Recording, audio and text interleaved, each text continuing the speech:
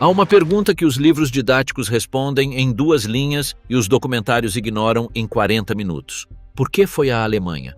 Entre todas as nações da Europa, entre todos os países do planeta com rancores históricos, humilhações acumuladas, crises econômicas devastadoras, por que foi precisamente a Alemanha que lançou o mundo na guerra mais mortífera da história?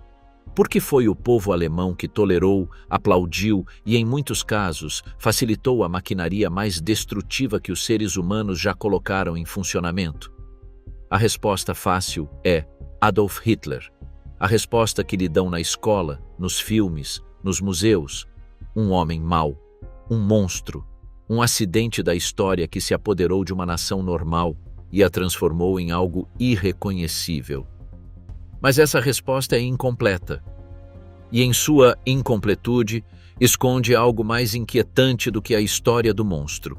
Esconde a história de como uma sociedade moderna, culta, industrializada, com universidades de renome mundial e uma das tradições filosóficas mais ricas do Ocidente, escolheu, com suas próprias mãos nas urnas e nas ruas, o caminho rumo ao abismo.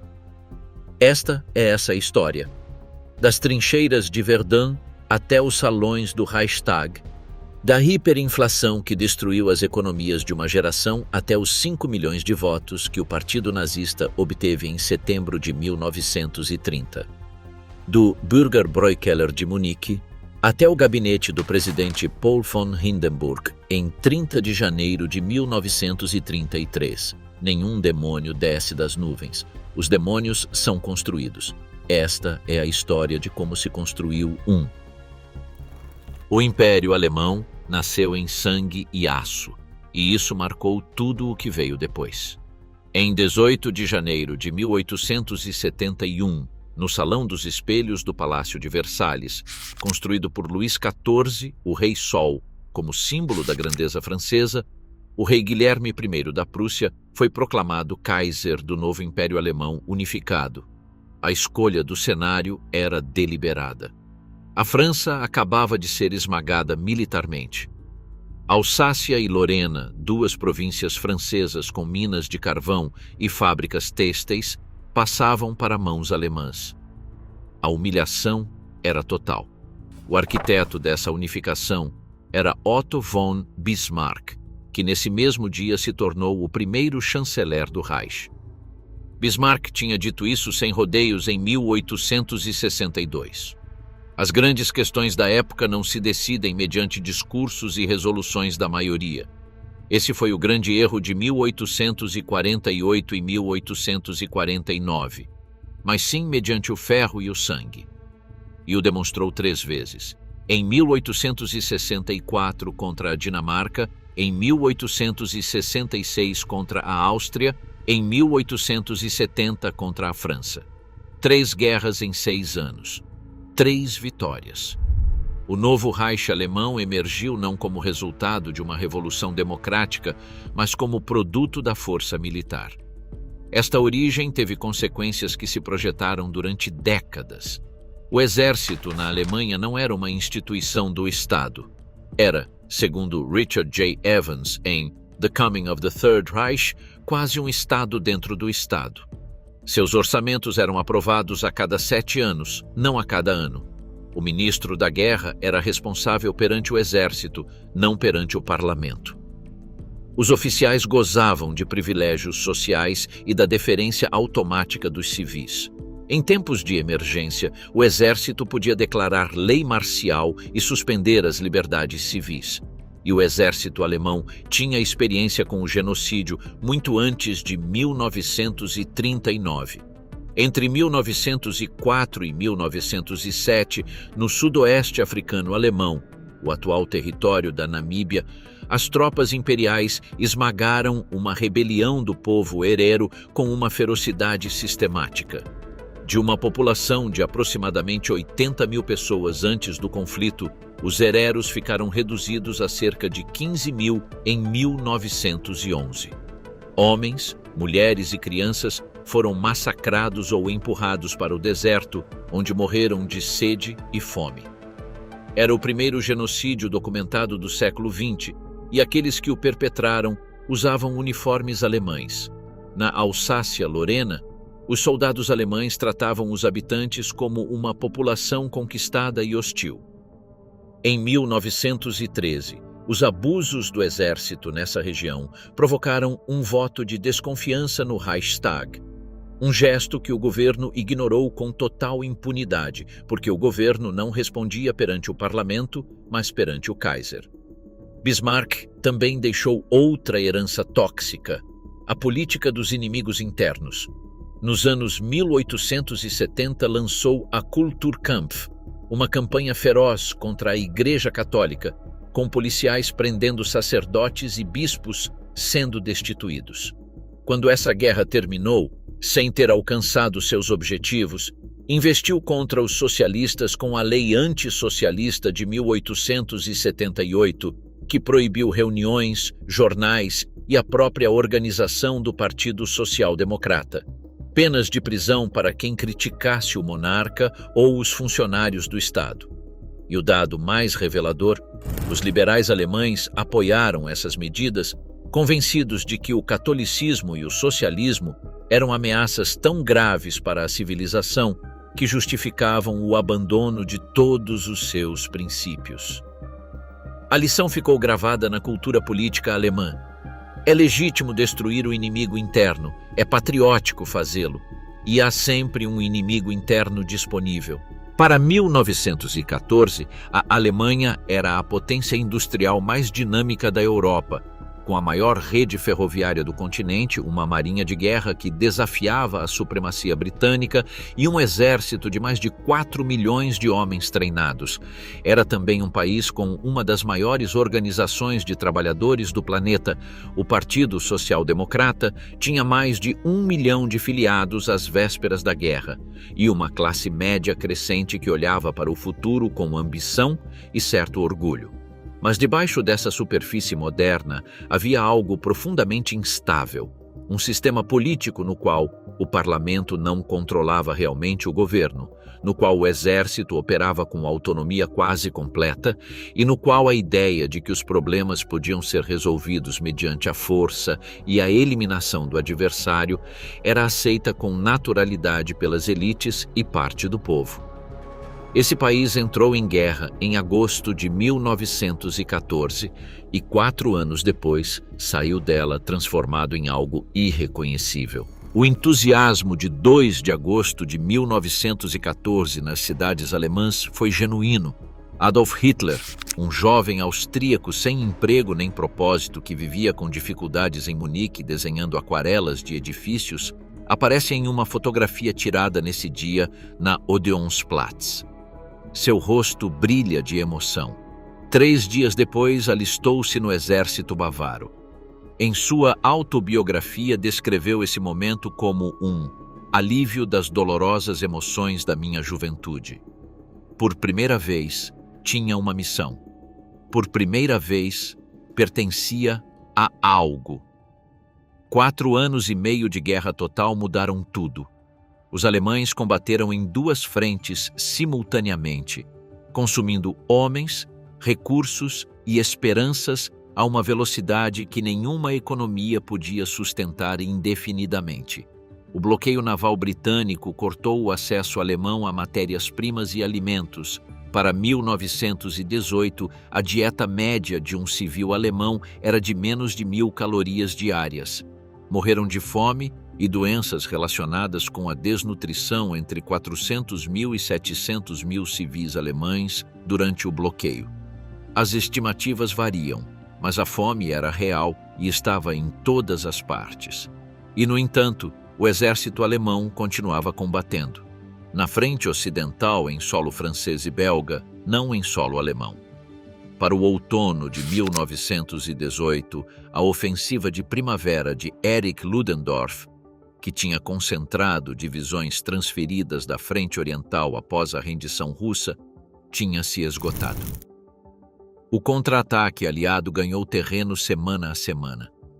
Em 28 de setembro, Ludendorff informou ao Kaiser: a guerra estava perdida. Havia que pedir um armistício. Em 9 de novembro de 1918, o Kaiser Guilherme II abdicou. No mesmo dia, Philipp Scheidemann, um dirigente do Partido Social Democrata, proclamou de uma janela do Reichstag a República Alemã, improvisadamente, sem consultar ninguém, para ganhar a corrida contra os espartaquistas comunistas que queriam proclamar uma república soviética. Friedrich Ebert, o novo chanceler, recebeu a notícia com irritação. Quem vos deu autoridade para isso?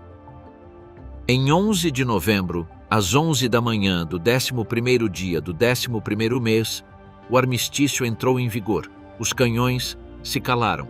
As tropas alemãs estavam na Bélgica, na França, no norte da Rússia. O exército não tinha sido derrotado em solo alemão. Não havia um único soldado aliado dentro das fronteiras do Reich. Esse detalhe, aparentemente técnico, ia resultar catastrófico. Quando as tropas começaram a regressar às cidades alemãs, em 10 de dezembro de 1918, Ebert, em pessoa, saiu para recebê-las em Berlim. Nenhum inimigo vos venceu, disse-lhes. Era uma frase projetada para manter a moral, mas se tornou o alicerce de um mito devastador. O marechal de campo Paul von Hindenburg, herói da Batalha de Tannenberg, 71 anos, a personificação da velha Alemanha prussiana, e o general Erich Ludendorff começaram a propagar a lenda. O exército alemão tinha sido vítima de uma campanha demagógica secreta e planejada, que tinha destruído todos os seus esforços heróicos. O Kaiser Guilherme II, já exilado na Holanda, repetiu-o em suas memórias. Durante 4 anos e meio de brilhantes vitórias sem precedentes, foi obrigado a desmoronar-se pela punhalada pelas costas no momento em que a paz estava ao alcance. O Dolchstoß, a punhalada pelas costas. Uma mentira cuidadosamente fabricada pelos mesmos generais que tinham pedido o armistício. Ludendorff tinha calculado que se os políticos assinassem a rendição, sobre eles recairia a responsabilidade, não sobre o exército. Conseguiu-o com sucesso total. Quem tinha dado essa punhalada? Os socialistas, os comunistas, os judeus, os mesmos que agora governavam a República. Os criminosos de novembro, como se lhes chamou no jargão da extrema-direita. Hitler estava em um hospital militar em Pacewalk, na Pomerânia, recuperando-se de uma ferida de gás mostarda que o tinha deixado temporariamente cego quando soube do armistício. Tudo se tornou negro diante dos meus olhos, escreveu mais tarde. Cambaleei em direção ao meu dormitório e me joguei na cama. E nesse momento, segundo suas próprias palavras, decidiu entrar na política. Para ele, como para milhões de alemães, a derrota não tinha explicação racional, só a tinha sobrenatural. A traição. Em 28 de junho de 1919, exatamente 5 anos após o assassinato do arquiduque Francisco Fernando em Sarajevo, os delegados alemães assinaram o Tratado de Versalhes no mesmo Salão dos Espelhos, onde 48 anos antes se tinha proclamado o Império. A escolha do lugar foi francesa. A humilhação era a mensagem. Os termos eram duros. A Alemanha perdeu 13% do seu território e 10% da sua população. A Alsácia-Lorena voltou para a França. O norte de Schleswig foi para a Dinamarca. Posen e a maior parte da Prússia Ocidental, incluindo um corredor de terra que separava agora a Prússia Oriental do resto da Alemanha, foram para a Nova Polônia. Danzig se tornou uma cidade livre, sob mandato da recém-criada Liga das Nações. As colônias alemãs na África e no Pacífico foram redistribuídas como mandatos entre as potências vencedoras. O exército ficou reduzido a 100.000 homens, proibidos os tanques, a artilharia pesada e o serviço militar obrigatório. A Alemanha não podia ter força aérea. A marinha foi desmantelada e seus grandes navios entregues aos aliados. Mas o que mais doeu, segundo a descrição de Richard Evans, não foi o território nem os limites militares. foi o artigo 231, a chamada Cláusula de Culpa de Guerra, que obrigava a Alemanha a aceitar a responsabilidade exclusiva pelo início da guerra. Sobre essa base, se justificavam as reparações financeiras, a obrigação de pagar durante décadas em ouro pelos danos causados. A proibição da união com a Áustria foi vista como a injustiça mais flagrante. Os 6 milhões de austríacos de língua alemã queriam unir-se ao Reich. O princípio de autodeterminação nacional que o presidente norte-americano Woodrow Wilson tinha proclamado em seus 14 pontos, aplicado a poloneses, tchecos e iugoslavos, não se aplicava aos alemães. O governo da nova República Alemã se encontrou em uma posição desesperada: assinar ou enfrentar uma retomada das hostilidades. Philipp Scheidemann, o primeiro chanceler da República, preferiu renunciar antes de fazê-lo. Que mão não se secaria que se encerra a si mesma e põe estas cadeias sobre nós, disse em seu discurso de renúncia. Seu sucessor, Gustav Bauer, assinou. A sensação foi de incredulidade e fúria.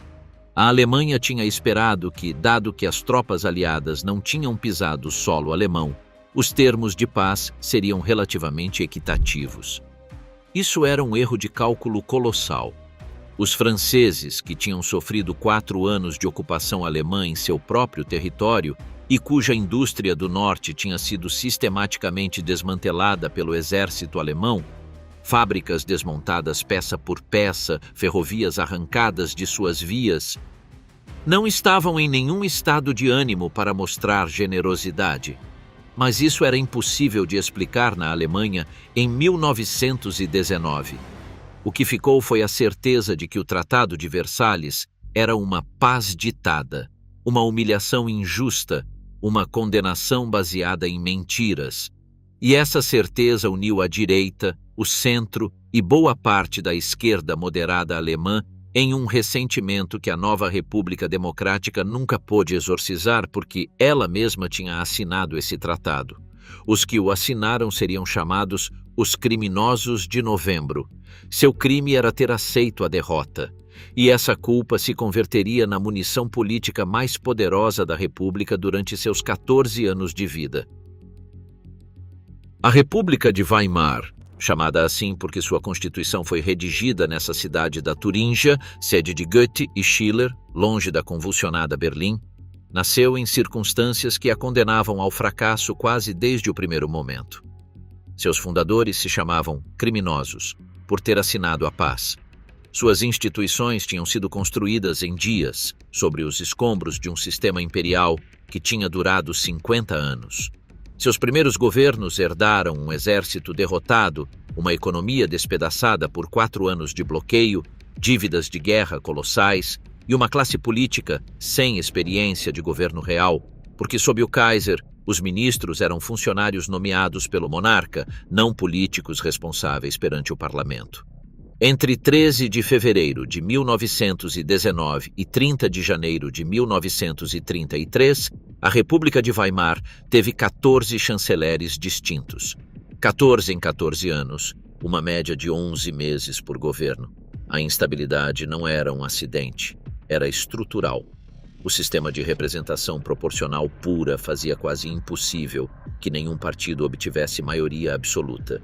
Os governos de coalizão se formavam e desmoronavam com uma frequência que destruía qualquer coerência na política econômica ou exterior. E a República tinha inimigos ferozes de todos os flancos. Pela esquerda, os comunistas do KPD, o Partido Comunista Alemão, consideravam que a Revolução de Novembro tinha sido uma fraude, uma oportunidade perdida, e que a República Burguesa devia ser derrubada para instalar uma ditadura do proletariado ao estilo soviético. Em janeiro de 1919, os espartaquistas, a facção liderada por Karl Liebknecht e Rosa Luxemburg, lançaram um levantamento armado em Berlim. O governo social-democrata de Ebert o esmagou empregando os Freikorps, unidades paramilitares de veteranos de guerra profundamente antidemocráticos. Rosa Luxemburg e Karl Liebknecht foram assassinados em 15 de janeiro de 1919. Seus corpos apareceram no canal Landwehr de Berlim. Pela direita, o Kapp-Putsch de março de 1920. Unidades dos Freikorps marcharam sobre Berlim e tomaram a cidade enquanto o governo fugia para Stuttgart. O Reich não tinha as forças para reprimi-los. O general Hans von Schicht, chefe do exército, se recusou a ordenar que o Reichswehr disparasse contra outros soldados alemães. O que acabou com o golpe foi uma greve geral dos sindicatos, mas o fato de o exército ter permanecido neutro diante de uma tentativa de derrubar o governo democrático disse tudo o que havia que saber sobre a lealdade das Forças Armadas à República. Essa deslealdade das instituições era o veneno mais profundo. Os juízes que vinham da era imperial aplicavam penas simbólicas a criminosos da extrema-direita e penas severas a militantes de esquerda. Os funcionários que tinham servido ao Kaiser continuaram em seus cargos. O exército se organizava em segredo para violar as restrições de Versalhes, treinando na União Soviética, em um paradoxo histórico de dimensões extraordinárias, com o consentimento tácito de um governo que olhava para outro lado. A imprensa de direita, os clubes de oficiais, as fraternidades estudantis, todos construíam um discurso no qual a República era ilegítima, no qual seus fundadores eram traidores, no qual a Alemanha merecia algo mais digno do que isto. O mito do Dolchstoss se repetia em milhares de discursos, artigos e livros. Ninguém era sancionado por difundi-lo. Os tribunais alemães o consideravam simplesmente uma opinião política legítima, e a cultura, enquanto isso, explorava territórios que a velha Alemanha nunca tinha tolerado. Berlim, nos anos 20, era uma cidade de cabarés e expressionismo, de jazz e cinematografia de vanguarda, de revistas satíricas e organizações de direitos homossexuais. O Instituto para a Ciência Sexual de Magnus Hirschfeld, financiado pelo governo prussiano a partir de 1919, defendia publicamente a abolição do parágrafo 175, que criminalizava as relações homossexuais. Marlene Dietrich atuava em O Anjo Azul. Bertolt Brecht e Kurt Weill estreavam A Ópera dos Três Vinténs em 1928. Para milhões de alemães de classe média, professores, empregados, pequenos comerciantes, ex-oficiais, tudo isso era a prova de uma decadência deliberada. A modernidade lhes resultava estranha e ameaçadora. A ordem, a pureza, a honra, essas palavras que o exército imperial lhes tinha ensinado a venerar, onde estavam agora? Nesse vazio, alguém ia aparecer com respostas. Adolf Hitler chegou a Munique em maio de 1913, com 24 anos, 183 coroas austríacas no bolso e sem nenhum plano concreto para sua vida. Tinha nascido em 20 de abril de 1889 em Braunau am Inn, na fronteira austro-alemã. Seu pai, Alois Hitler, era um funcionário alfandegário. Sua mãe, Clara, morreu de câncer de mama em dezembro de 1907, quando Adolf tinha 18 anos.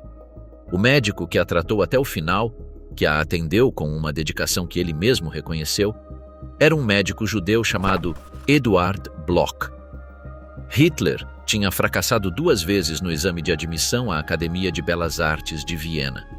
Viveu durante 3 anos em albergues para indigentes, vendendo aquarelas de edifícios a comerciantes, alguns deles judeus, para sobreviver. Em Viena, absorveu o pangermanismo de Georg von Schönerer e o antissemitismo populista do prefeito Karl Lueger. A mistura, que incluía também Richard Wagner, cujas óperas viu centenas de vezes, deixou-lhe uma visão do mundo na qual a raça determinava o destino e os judeus eram a causa de todos os males.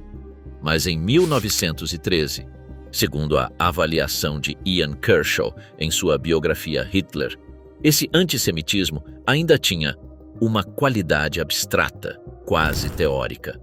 Seu ódio não tinha se tornado visceral, pessoal e extremo. Isso ocorreu no final da Primeira Guerra Mundial. Hitler se alistou no exército bávaro em 16 de agosto de 1914. Ninguém verificou se era cidadão alemão, porque não o era, e passou 4 anos na frente ocidental como Meldeganger, mensageiro de regimento. Foi ferido, condecorado 2 vezes, alcançou o posto de cabo.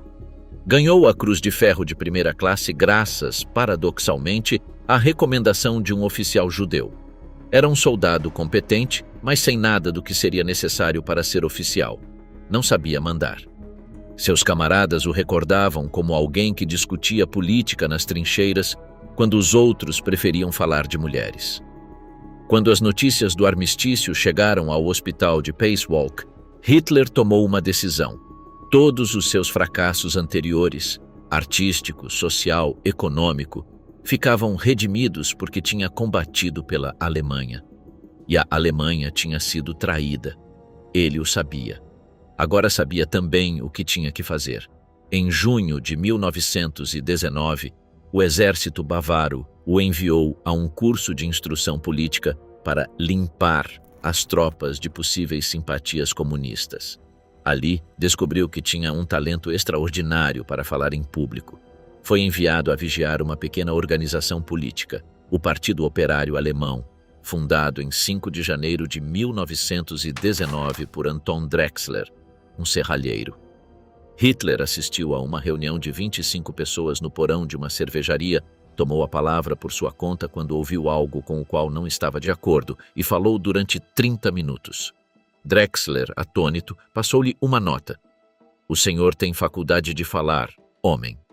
Em setembro de 1919, Hitler se filiou ao Partido Operário Alemão com o número de membro 555. O partido numerava a partir do 500 para dar a impressão de ser maior. Na realidade, tinha menos de 60 membros. Em fevereiro de 1920, o partido mudou de nome. Nationalsozialistische Deutsche Arbeiterpartei, NSDAP, o Partido Nacional Socialista dos Trabalhadores Alemães. Em julho de 1921, Hitler se tornou seu presidente com poderes ditatoriais. Tinha 32 anos e uma organização com vários milhares de filiados, um jornal, o Völkischer Beobachter, o Observador Racial, e um corpo de choque, a seção de assalto, a SA, os Sturmabteilung, os camisas pardas. E Munique, nesses anos, era o lugar perfeito para alguém como ele. O governo bávaro era profundamente conservador, hostil à República Social Democrata de Berlim, cheio de funcionários que viam Hitler com simpatia ou, pelo menos, com indulgência. Os juízes bávaros absolviam ou impunham penas mínimas a violentos de extrema-direita. A polícia olhava para outro lado quando os camisas pardas dissolviam a golpes as reuniões dos adversários políticos. Hitler aprendeu dos socialistas como mobilizar massas. Aprendeu dos fascistas italianos que havia que tomar o poder pela força se fosse necessário. E aprendeu da sua própria experiência que o carisma, a repetição obsessiva e a violência estratégica podiam construir uma base de poder do zero. O que faltava era uma crise suficientemente grande para que esse poder se tornasse irresistível. A crise chegou em 1923. O ano de 1923 foi o mais caótico da já caótica história da República de Weimar. E foi o ano em que Adolf Hitler tentou tudo e fracassou de uma maneira que, paradoxalmente, lhe proporcionou exatamente o que necessitava. A origem da crise esteve nas reparações de guerra. A Alemanha tinha descumprido seus pagamentos em carvão e madeira à França e à Bélgica. Em 11 de janeiro de 1923, tropas francesas e belgas ocuparam o Ruhr, o coração industrial alemão, a região onde se concentravam as minas de carvão, as siderúrgicas e as fábricas que produziam entre 70% e 80% do carvão e do aço do país. O governo do chanceler Wilhelm Kuno respondeu convocando a resistência passiva. Os trabalhadores do Ruhr deviam fazer greve. O governo os pagaria. Para pagá-los, o Reichsbank imprimiu o dinheiro. Essa decisão desencadeou a maior hiperinflação da história moderna. Em janeiro de 1923, comprar $1 custava mais de 17 mil marcos. Em abril, 24 mil. Em julho, 353 mil. Em agosto, 4.621 mil. Em setembro, 98.860 mil. Em outubro, 25.260 milhões. Em novembro de 1923, no ponto ápice da hiperinflação, a taxa de câmbio chegou a 2.193 bilhões e 600 milhões de marcos por dólar. Mais de 2 trilhões de marcos por dólar. Victor Klemperer, acadêmico e escritor judeu-alemão que deixou um diário meticuloso desses anos, descreveu como no verão de 1923, apesar de receber quase 1 milhão de marcos de salário no final de maio, ainda não podia pagar suas faturas de gás e impostos. Uma xícara de café que custava 5.000 marcos ao sentar-se em um café podia valer 8.000 quando chegava a conta 1 hora depois.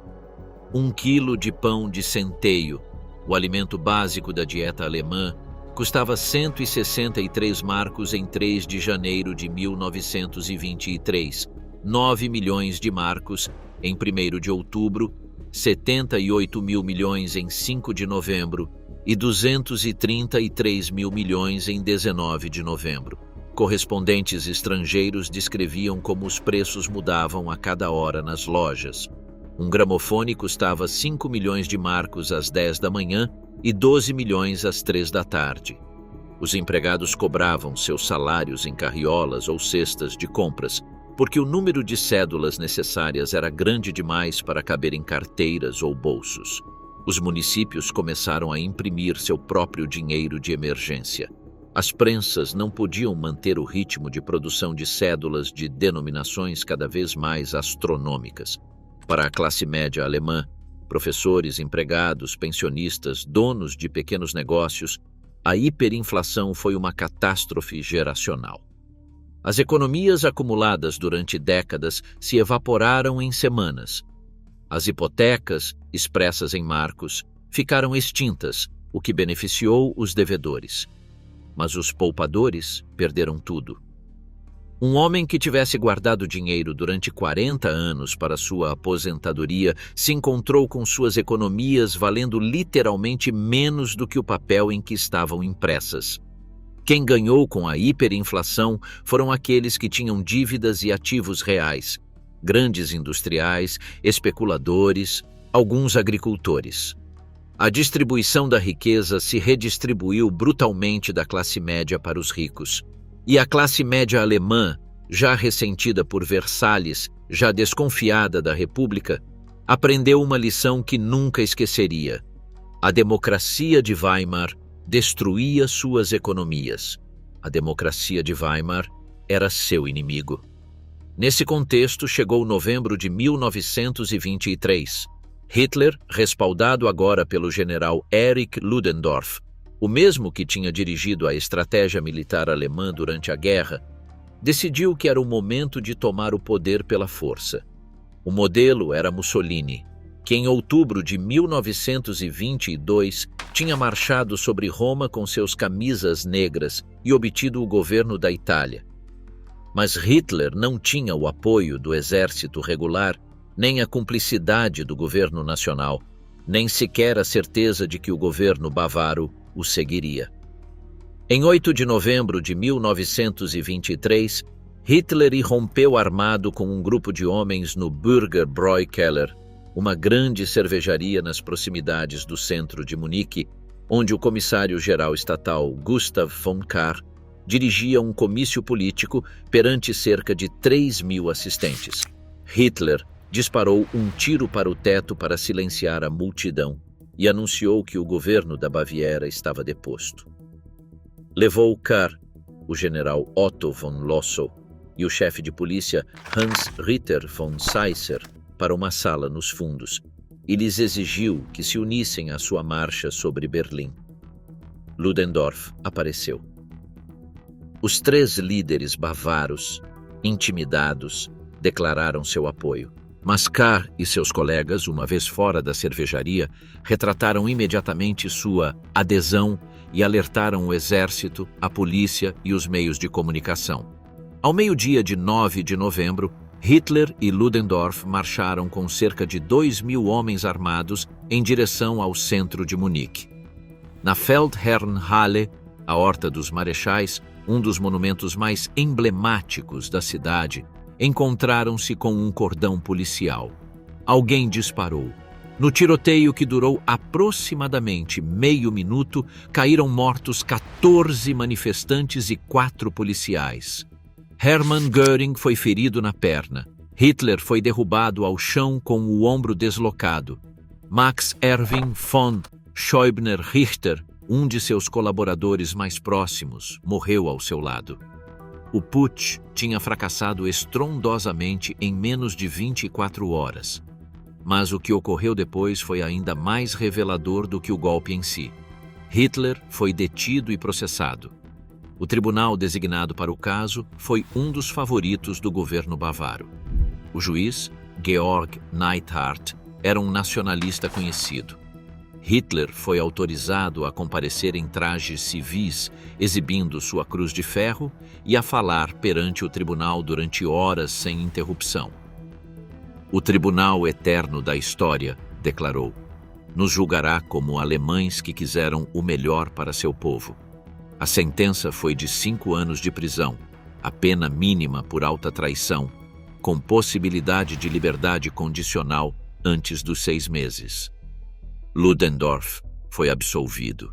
Hitler cumpriu 9 meses em Landsberg am Lech, em uma cela confortável com móveis próprios e acesso a visitas.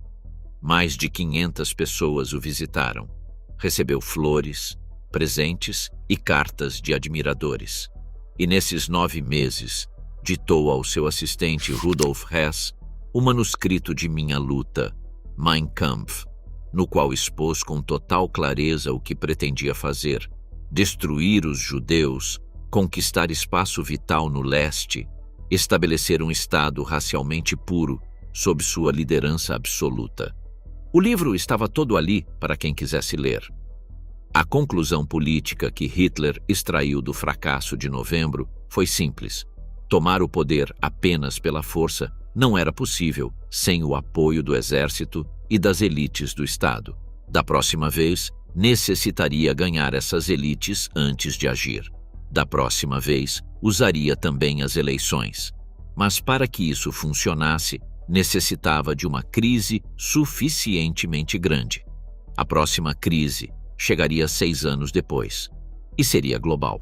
Em 24 de outubro de 1929, os mercados de ações de Nova York desmoronaram. A Quinta-feira Negra foi seguida pela Segunda-feira Negra e depois por semanas de queda livre. Em 29 de outubro, o dia que ficou gravado na história como o Black Tuesday, foram vendidas 16,4 milhões de ações na Bolsa de Nova York em um único dia. 10 bilhões de dólares, uma cifra então inconcebível, foram apagados do valor do mercado em horas. O colapso financeiro americano se propagou pelo mundo como um incêndio através de um campo seco. As instituições financeiras alemãs, que tinham tomado emprestado massivamente nos mercados internacionais durante os relativamente estáveis anos 1924 a 1929, sob os acordos do Plano Dawes, de repente viram como os credores americanos exigiam a devolução de seus empréstimos. O crédito secou. As empresas não podiam financiar sua produção. As fábricas fecharam. Os trabalhadores foram demitidos. O número de desempregados na Alemanha passou de pouco mais de 1 milhão no final de 1929 para mais de 3 milhões no final de 1930, 4 milhões em 1931 e mais de 6 milhões no inverno de 1932. Isso era o desemprego oficial. O real, contando os subempregados, os trabalhadores em jornada reduzida e os que tinham abandonado a busca por emprego, era muito maior. Em algumas cidades industriais do Ruhr e da Saxônia, 1 em cada 3 trabalhadores estava desempregado. O governo do social-democrata Hermann Müller, uma grande coalizão de 5 partidos, desmoronou em março de 1930, precisamente quando começava a Depressão. O ponto de ruptura foi a questão de aumentar ou cortar os benefícios por desemprego, um debate que hoje soa ironicamente pequeno dada a magnitude do que estava por vir. O presidente Paul von Hindenburg designou o chanceler Heinrich Brüning, do Partido do Centro Católico, com um mandato implícito de governar prescindindo na medida do possível do parlamento, usando os poderes de emergência do artigo 48 da Constituição de Weimar. Brüning escolheu a austeridade, cortou gastos, aumentou impostos, reduziu salários de funcionários e prestações sociais. Era a ortodoxia econômica da época, a mesma que aplicavam Grã-Bretanha, Estados Unidos e a maioria dos países desenvolvidos. E como ocorreu em todas as partes, a receita não funcionou. Aprofundou a recessão em vez de combatê-la. E nesse clima de desespero, os nazistas celebraram as eleições ao Reichstag de 14 de setembro de 1930. O resultado deixou toda a Alemanha e boa parte da Europa paralisada. O NSDAP passou de 12 deputados e 810 mil votos em 1928 para 107 deputados e 6,4 milhões de votos. De um partido marginal de fanáticos tinha se convertido no segundo partido mais votado do país. Joseph Goebbels anotou em seu diário naquele 15 de setembro: um avanço incrível, não esperava assim. Quem votou nos nazistas? A investigação histórica posterior, incluindo a análise de Richard Evans, mostra um perfil claro: a classe média protestante. Os pequenos comerciantes arruinados pela depressão e aterrorizados pela possibilidade de cair na classe trabalhadora. Os agricultores esmagados pelo afundamento dos preços agrícolas. Os funcionários e empregados que tinham perdido suas economias na hiperinflação de 1923 e agora viam seus empregos ameaçados. Os estudantes universitários que temiam não encontrar trabalho ao terminar seus estudos. Os operários industriais votavam majoritariamente no SPD ou no KPD. Os trabalhadores que ainda tinham emprego em setembro de 1930 não apostaram nos nazistas. Mas os que já tinham perdido a fé nos partidos tradicionais, os que buscavam uma alternativa radical que não fosse o comunismo soviético, os que queriam alguém que lhes prometesse ordem, pão e grandeza nacional, esses votaram em Hitler. E o NSDAP lhes dava o que queriam. Não na forma de um programa econômico detalhado. O programa do partido era uma mistura incoerente de populismo anticapitalista e nacionalismo racial. O que lhes dava era algo mais valioso: a sensação de que seus sofrimentos tinham um culpado identificado: os judeus, os socialistas, os criminosos de novembro, os que tinham assinado Versalhes, os que gerenciavam os bancos que arruinavam os agricultores, os que enchiam os cabarés de Berlim, enquanto os honestos alemães não podiam comprar pão. A propaganda nazista, dirigida por Joseph Goebbels a partir do final dos anos 20, era de uma sofisticação extraordinária para a época. Usavam o cinema, o rádio, os cartazes, os comícios massivos com simbolismo quase religioso. O NSDAP organizou em 1932 mais eventos de campanha do que qualquer outro partido na história alemã até esse momento. Hitler voou de cidade em cidade, um recurso que então era novo e que enfatizava sua imagem de modernidade e dinamismo, com sua campanha Hitler sobre a Alemanha. As ruas, enquanto isso, convertiam-se em campos de batalha. Os camisas pardas da SA se enfrentavam a cada semana com as milícias comunistas da Frente Vermelha, com os guardas social-democratas do Reichsbanner, com a polícia. Nos primeiros 7 meses de 1932, só na Prússia, houve 461 motins políticos com 400 feridos e 82 mortos. No mês de julho de 1932, 105 dos 155 mortos em confrontos políticos na Prússia caíram durante as semanas de campanha eleitoral. A violência era o meio e a mensagem ao mesmo tempo. Em julho de 1932, o NSDAP alcançou seu máximo eleitoral com 13,7 milhões de votos, 37,4% do total e 230 deputados. Era o partido mais votado da Alemanha, mas não tinha maioria absoluta e o presidente Hindenburg se recusou a designar Hitler chanceler. Em novembro de 1932, uma segunda eleição. Os nazistas perderam 2 milhões de votos. As contas do partido estavam quase em falência depois de 2 campanhas eleitorais massivas em poucos meses.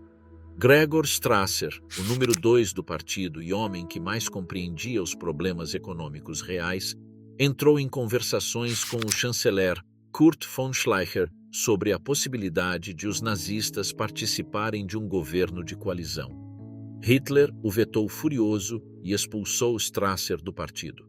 Schleicher tentou criar uma coalizão de transversalidade, um governo que incluísse a ala sindical do Partido Social Democrata e os nazistas mais moderados.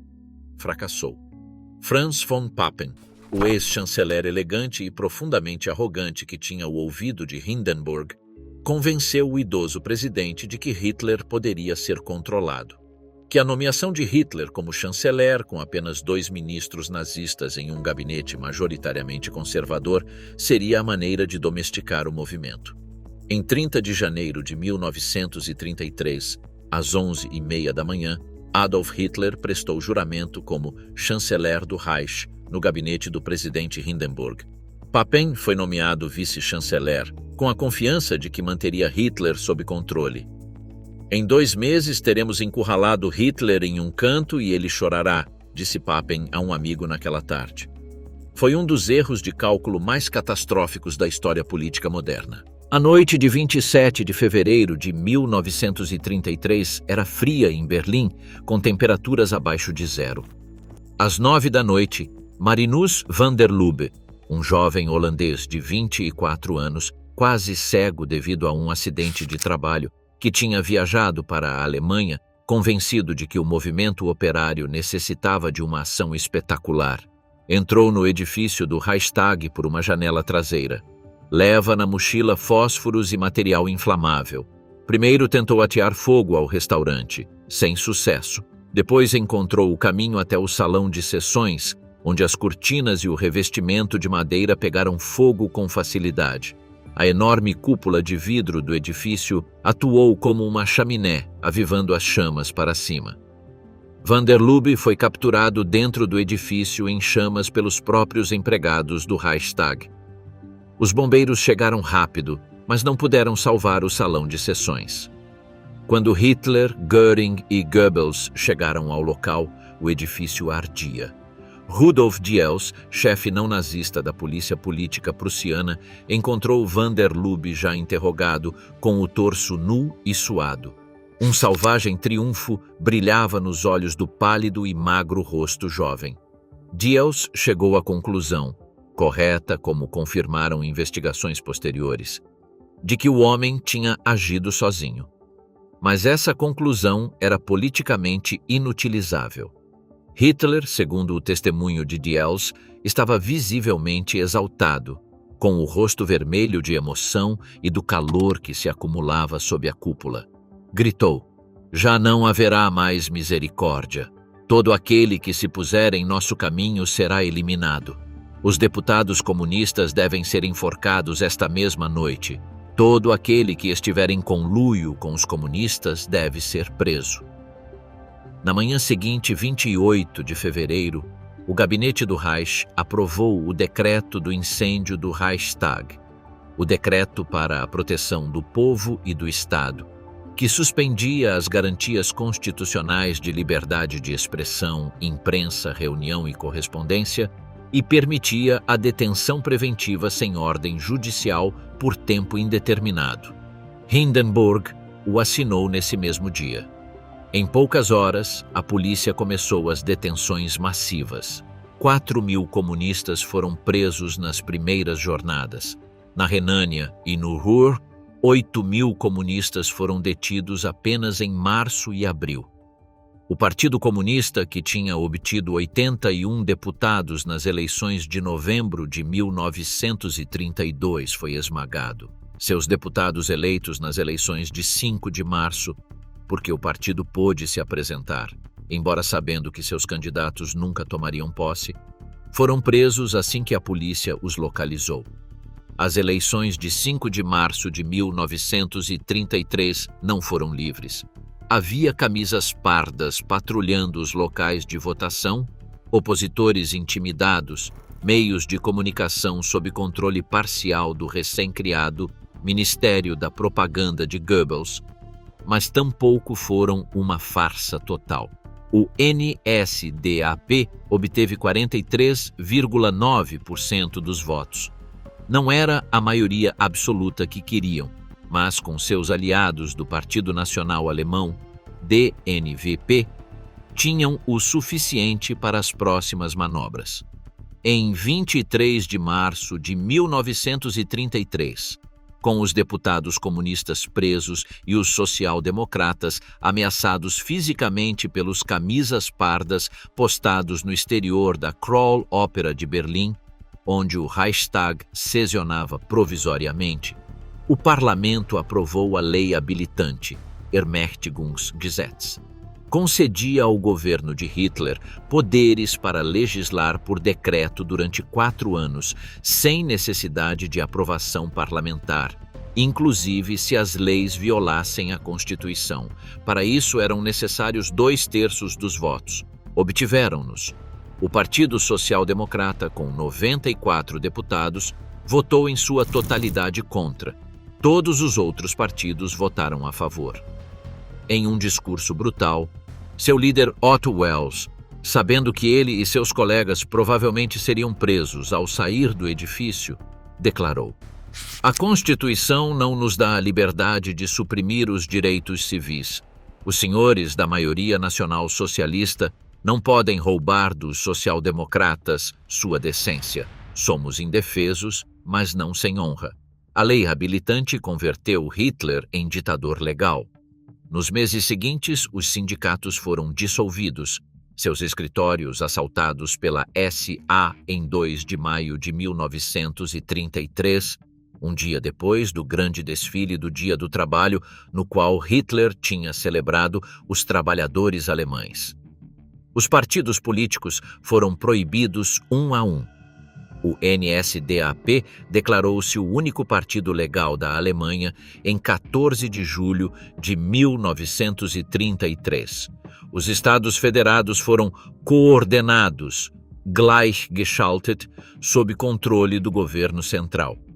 A imprensa ficou sob supervisão do Ministério da Propaganda. A Alemanha tinha se convertido em uma ditadura de partido único em 6 meses. E tinha ocorrido em grande parte com a cumplicidade ou a passividade das instituições que deviam tê-la impedido. Há uma narrativa sobre a economia nazista que circula amplamente e que, em seu simplismo, oculta o mais importante. Diz assim: Hitler tomou o poder com 6 milhões de desempregados e os eliminou em 4 anos. Construiu as autobahns, reduziu o desemprego, revitalizou a indústria alemã. Fosse qual fosse o preço político, o milagre econômico de Hitler foi real. Adam Tooze, em As Guerras de Destruição, The Wages of Destruction, desmonta metodicamente essa narrativa. A primeira semana após sua nomeação como chanceler, em 1º de fevereiro de 1933, Hitler falou em sua primeira transmissão nacional de rádio e prometeu combater o desemprego. 2 dias depois, em uma reunião secreta com os altos comandos do exército, expôs com total clareza o que realmente lhe importava: o rearmamento. O futuro da Alemanha depende exclusiva e unicamente da reconstrução da Wehrmacht. todas as demais tarefas devem ceder prioridade ante a reconstrução militar. Em todos os casos em que haja conflito entre as exigências da Wehrmacht e as exigências de outros propósitos, os interesses da Wehrmacht devem ter prioridade absoluta em todos os casos. Em 8 de junho de 1933, na mesma reunião do gabinete em que a Alemanha anunciou sua moratória unilateral sobre a dívida externa, Hitler aprovou um programa secreto de rearmamento de 35 mil milhões de marcos a ser gasto em 8 anos, uma cifra que representava entre 5% e 10% do PIB alemão anual para a próxima década. Para fins comparativos, o gasto militar total da República de Weimar em seus melhores anos se mecia em centenas de milhões de marcos, não em bilhões. O financiamento deste programa foi uma obra de engenharia financeira com elementos deliberadamente obscuros. Hjalmar Schacht, o gênio das finanças a quem Hitler nomeou presidente do Reichsbank em março de 1933, criou as chamadas notas MEFO, promissórias emitidas em nome de uma empresa fantasma chamada Metallurgische Forschungsgesellschaft GmbH, fundada com apenas 1 milhão de marcos de capital aportado por Krupp, Siemens, Vereinigte Stahlwerke e outras grandes indústrias armamentistas. Os empreiteiros que trabalhavam para o rearmamento recebiam MEFO-Wechsel, que podiam descontar no Reichsbank. O Reichsbank terminava ficando com as promissórias. O gasto militar ficava fora do orçamento oficial. Entre 1934 e 1938, emitiram-se notas MEFO no valor de 12 mil milhões de marcos, mais da metade do gasto militar desses anos. E o desemprego? O primeiro programa civil de criação de emprego, o Programa Reinhardt, aprovado em 28 de maio de 1933, foi de 1.000 milhões de marcos. Comparado com os 35 mil milhões do rearmamento, era um detalhe. As famosas Autobahns, que a propaganda nazista apresentou como a solução para o desemprego, nunca empregaram em seus pontos de máxima atividade mais de 38 mil trabalhadores. O rearmamento empregava centenas de milhares. A redução do desemprego foi real. Para o final de 1935, a Alemanha tinha voltado quase ao pleno emprego. Mas os mecanismos foram diferentes do que a propaganda dizia. Uma parte importante foi o próprio rearmamento. As fábricas de armamento, os estaleiros, as indústrias de materiais de guerra criaram milhões de postos de trabalho. Outra parte foi a recuperação natural da economia global, que também ocorreu em outros países sem que nenhum governo nazista a impulsasse. E uma parte foi a expulsão de judeus, mulheres e opositores políticos do mercado de trabalho, o que reduzia estatisticamente o desemprego de uma maneira que não se contabilizava nas cifras oficiais. Para o cidadão alemão médio, a economia nazista oferecia trabalho e ordem. Os salários eram mais baixos em termos reais do que em 1929. O consumo privado, como mostra TUS com dados precisos, não recuperou seus níveis de 1928 até o final dos anos 30. A recuperação era fundamentalmente uma recuperação do gasto do Estado, não do bem-estar das famílias alemãs. Mas o trabalho existia. E em comparação com os 6 milhões de desempregados de 1932, isso parecia um milagre. O que a propaganda nunca mencionou foi o custo oculto. Schacht impôs, a partir de 1934, um sistema de controle de importações tão severo que reduziu o acesso alemão a matérias-primas têxteis em mais de 80% em relação aos níveis de 1928. A Saxônia e Baden, regiões dependentes da exportação de têxteis e bens de consumo, viveram uma recuperação parcial, no melhor dos casos. Em 1934, o preço das roupas na Alemanha subiu mais do que em qualquer outro setor da economia, porque o Estado permitia essa inflação controlada para reduzir o consumo interno de importações. Os relatórios confidenciais da Gestapo sobre o estado de ânimo popular no outono de 1934 descreviam uma população apática, tensa, que se queixava do preço dos alimentos e da escassez de tecidos, que fazia piadas amargas sobre os salários congelados. Em Dortmund, os operários tinham começado a se saudar não com o Heil Hitler oficial, mas com irônicos Heil 3,50 Reichsmarks, o salário diário de muitos trabalhadores da construção. O milagre econômico nazista era, em grande medida, um milagre de armamento que se apresentava como um milagre de bem-estar. A diferença importava, embora no início poucos a vissem. Por isso, em 1939, quando a guerra chegou, a economia alemã não era a máquina perfeitamente ajustada que a propaganda descrevia. Era uma economia em perpétuo estado de tensão, que só podia se sustentar avançando, conquistando novas fontes de matérias-primas, novos mercados cativos, novos trabalhadores forçados. A guerra não foi simplesmente o resultado da ideologia de Hitler. Foi também a consequência lógica de uma economia que tinha sido construída para fazer a guerra, que não podia sobreviver sem ela, e que o sabia desde o início. O antissemitismo nazista não foi improvisado nem espontâneo. Foi uma política coerente, executada em etapas, com instruções escritas, funcionários responsáveis e debates internos sobre o ritmo e o alcance. Os primeiros ataques contra os judeus alemães começaram imediatamente após a tomada do poder. Na primeira semana de março de 1933, antes mesmo que a lei habilitante convertesse Hitler em ditador legal, as SA assaltaram escritórios de advocacia judeus, expulsaram a empurrões juízes dos tribunais, entraram em lojas e bateram nos proprietários.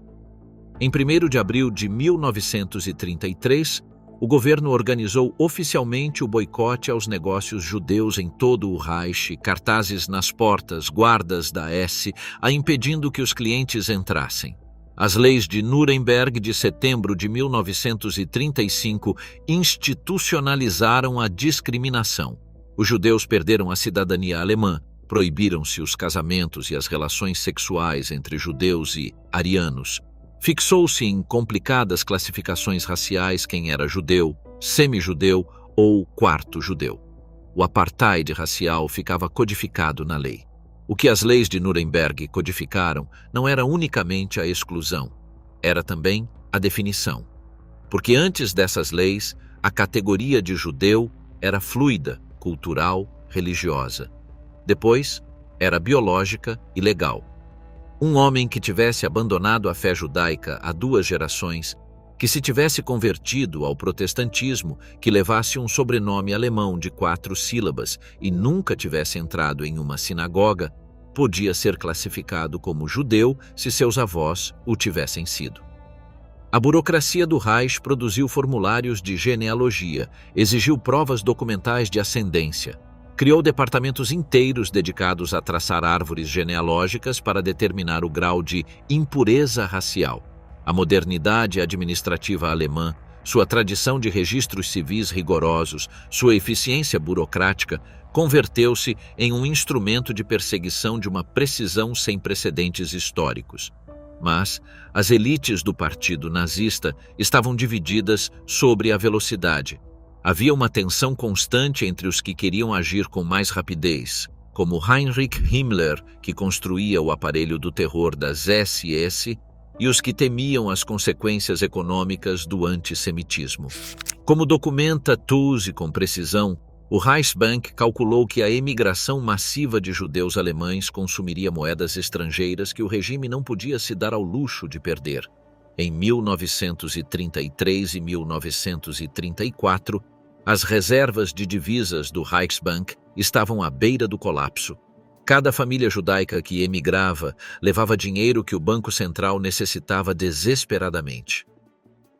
A política econômica do regime e sua política racial se chocavam neste ponto com uma contradição que nenhum funcionário resolveu satisfatoriamente. Entre janeiro de 1933 e junho de 1935, segundo cifras do próprio Reichsbank, As transferências de capital vinculadas à imigração judaica custaram ao Banco Central 132 milhões de marcos em divisas, dos quais 124,8 milhões correspondiam especificamente a imigrantes judeus. Nos meses de maior transferência, outubro de 1933, o fluxo chegou a 11 milhões de marcos mensais.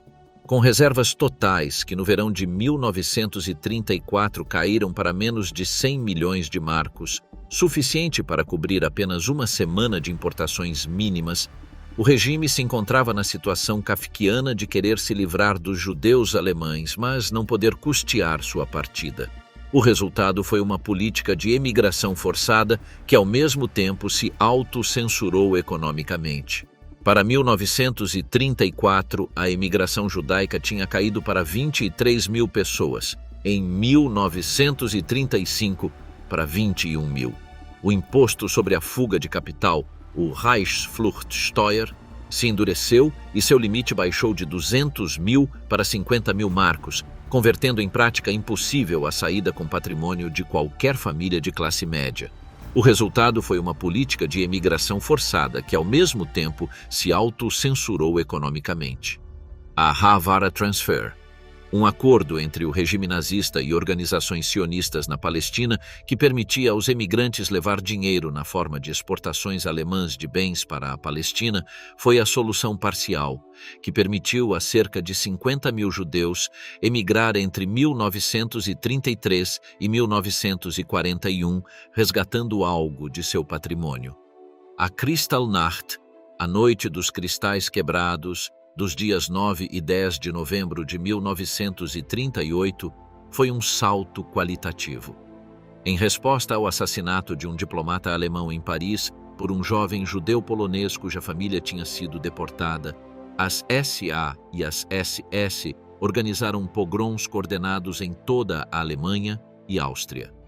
Mais de 7.500 negócios judeus foram destruídos, suas vitrines quebradas, daí o nome. Cerca de 1.400 sinagogas foram incendiadas ou destruídas. Aproximadamente 91 judeus morreram nessa noite. Outros centenas nos dias seguintes. Mais de 30 mil judeus foram presos e enviados para campos de concentração. Dachau, Sachsenhausen, Buchenwald. O nome que os nazistas deram a essa noite, Noite dos Cristais, era eufemístico e desdenhoso ao mesmo tempo, uma maneira de trivializar o que tinha sido, na realidade, o maior pogrom da Europa Ocidental desde a Idade Média. E o que seguiu a Kristallnacht mostrou como funcionava a máquina institucional do ódio. Hermann Göring convocou em 12 de novembro de 1938 uma reunião de ministros e funcionários para coordenar a resposta econômica. O resultado foi uma multa coletiva de 1 bilhão de marcos imposta à comunidade judaica alemã, pelos danos causados pelos próprios nazistas a propriedades judaicas. Além disso, as companhias seguradoras alemãs que cobriam negócios judeus receberam instruções de pagar as indenizações ao Estado, não aos proprietários prejudicados. O Estado ficou com o dinheiro. As vítimas pagaram por ter sido vitimizadas. Era uma perversão legal tão perfeitamente executada que exigiu semanas de trabalho burocrático preparatório. Para janeiro de 1939, Hitler proferiu no Reichstag uma profecia que depois invocou repetidamente.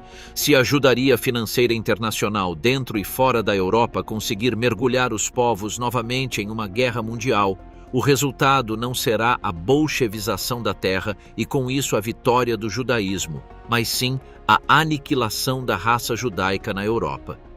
O que restava ver era se essas palavras eram retórica ou programa. A resposta chegou durante a guerra. Aqui está o núcleo da pergunta que abre este roteiro. Toda essa história, o império construído com sangue, a derrota de 1918, Versalhes, a hiperinflação, a Grande Depressão, o mito do Dolchstoss, explica como o nazismo chegou ao poder, mas não responde por que os alemães o aceitaram. Por que não resistiram mais? Por que tantos engenheiros, médicos, juízes, professores, funcionários participaram ativamente ou olharam para o outro lado? A investigação histórica das últimas décadas e a síntese que oferecem historiadores como Richard Evans e Ian Kershaw aponta para várias respostas que se sobrepõem. A primeira é o medo. O aparelho do terror nazista, as SA nas ruas, a Gestapo, os campos de concentração que todo mundo sabia que existiam, embora não soubessem exatamente o que ocorria dentro, criavam um ambiente de intimidação real. Expressar oposição era perigoso. Não fazê-lo era mais seguro. A segunda é o consentimento ideológico parcial. Uma maioria de alemães não compartilhava o antissemitismo virulento dos nazistas, mas compartilhava o nacionalismo, o ressentimento contra Versalhes, o anticomunismo. Hitler eliminou o desemprego, ou pelo menos era o que parecia. Reestabeleceu o serviço militar obrigatório sem que a França respondesse. Remilitarizou a Renânia em 1936 sem consequências. Incorporou a Áustria em 1938, o Anschluss que Versalhes tinha proibido, no meio de cenas de júbilo em Viena e Berlim. E depois os Sudetos, a região tchecoslovaca de língua alemã, com a bênção humilhante da França e da Grã-Bretanha em Munique, em setembro de 1938. Cada triunfo reforçava a imagem de Hitler como o homem que tinha devolvido à Alemanha sua grandeza. A terceira é a desintegração gradual das categorias morais. Os historiadores do Holocausto documentaram como os perpetradores das piores atrocidades não eram, em sua maioria, sádicos que tivessem esperado a vida toda pela oportunidade de matar. Eram homens ordinários, funcionários, policiais, soldados, que se tinham adaptado passo a passo a um ambiente em que o assassinato de civis era apresentado como dever patriótico e profissional. Cada pequeno passo, aceitar uma promoção, assinar uma ordem, olhar para o outro lado, tornava o passo seguinte mais fácil. E a quarta é a que mais incômodo causa: a popularidade real de Hitler entre a população alemã durante boa parte de seu governo. Não era universal. Não era incondicional. Muitos alemães o apreciavam como símbolo nacional e político e se distanciavam de seu antissemitismo mais extremo.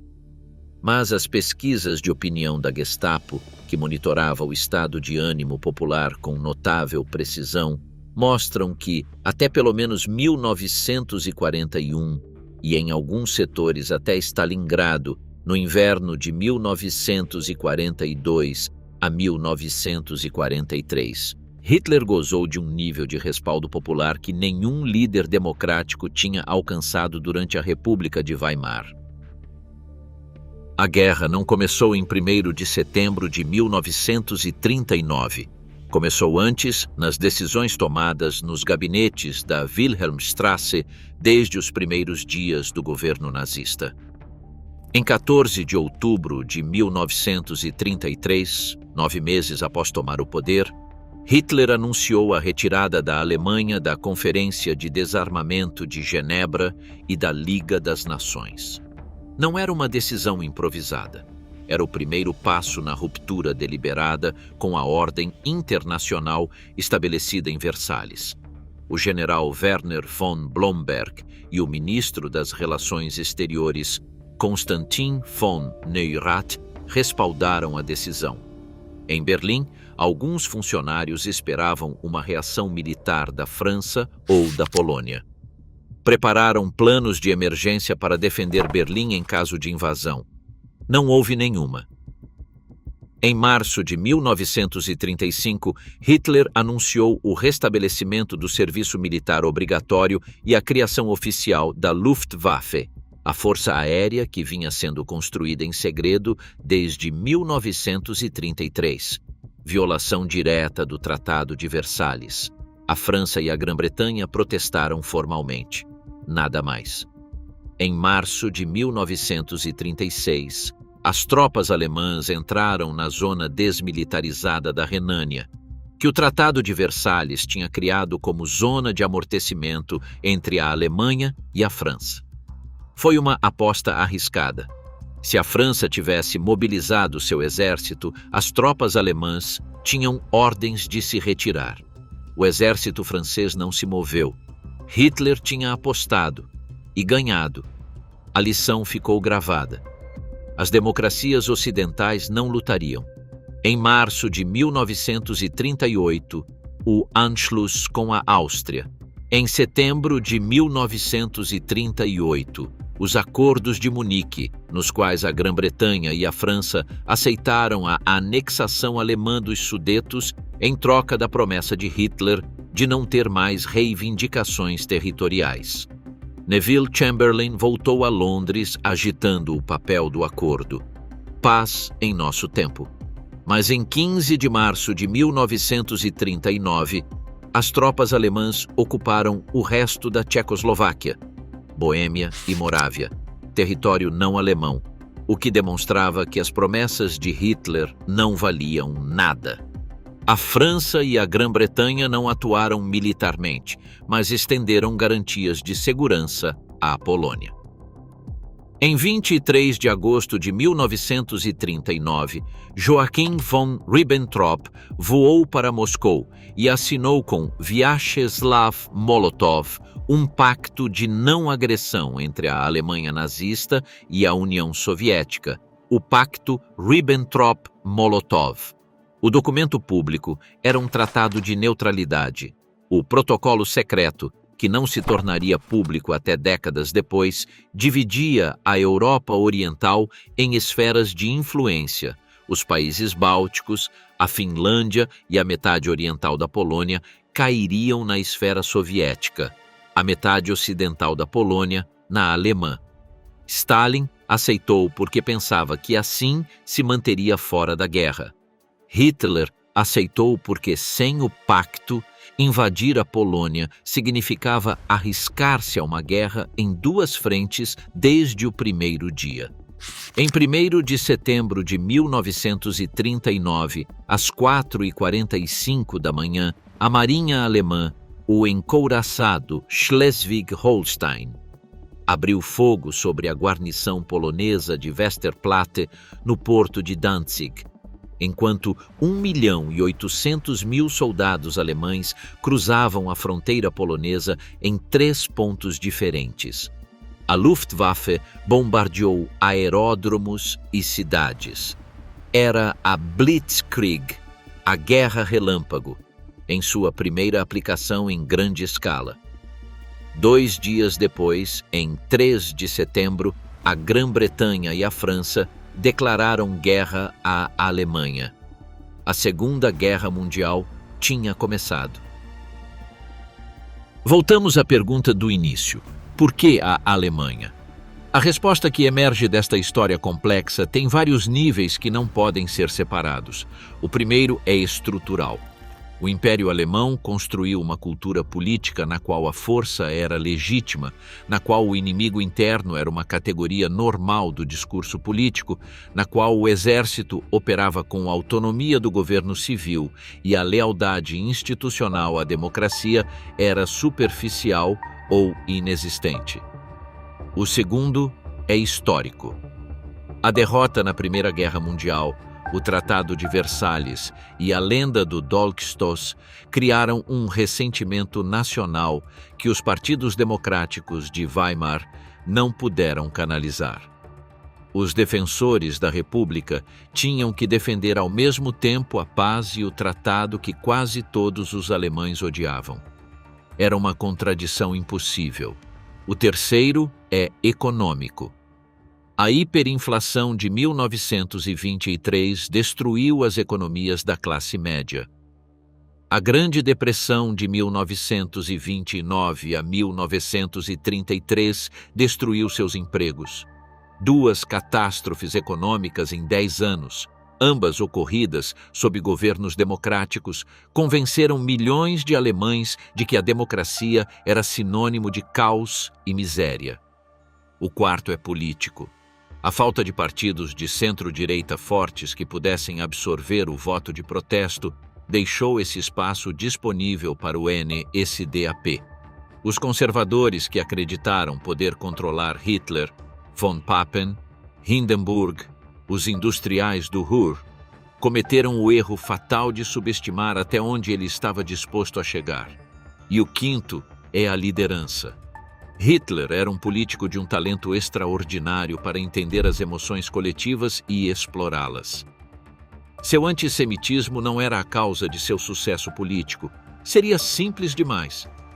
Era mais bem um ingrediente de uma mensagem mais ampla que prometia restaurar a grandeza alemã, identificar os culpados de todos os sofrimentos e oferecer um futuro de ordem e poder depois de anos de humilhação e caos. Nada disso era inevitável. Evans aponta isso explicitamente.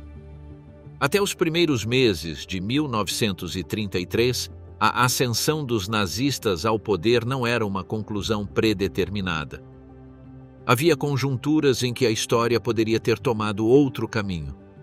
Se a Grande Depressão tivesse sido menos devastadora, se Hindenburg tivesse rejeitado o Conselho de Papen, se os partidos de centro-esquerda tivessem formado uma frente unida antes, se o exército tivesse intervindo, mas não o fizeram. E é isso que faz com que a história seja tão perturbadora. A Alemanha foi vista como o inimigo da Segunda Guerra Mundial porque a Alemanha, não um demônio caído do céu, mas um conjunto de decisões tomadas por pessoas reais em circunstâncias reais, escolheu ser o que foi. A grande lição não é que os alemães fossem um povo especialmente mau. A grande lição é quantas coisas ordinárias tiveram que dar errado, quantas instituições tiveram que falhar, quantos indivíduos tiveram que olhar para o outro lado ou aplaudir, para que algo assim fosse possível em um dos países mais cultos e desenvolvidos do mundo.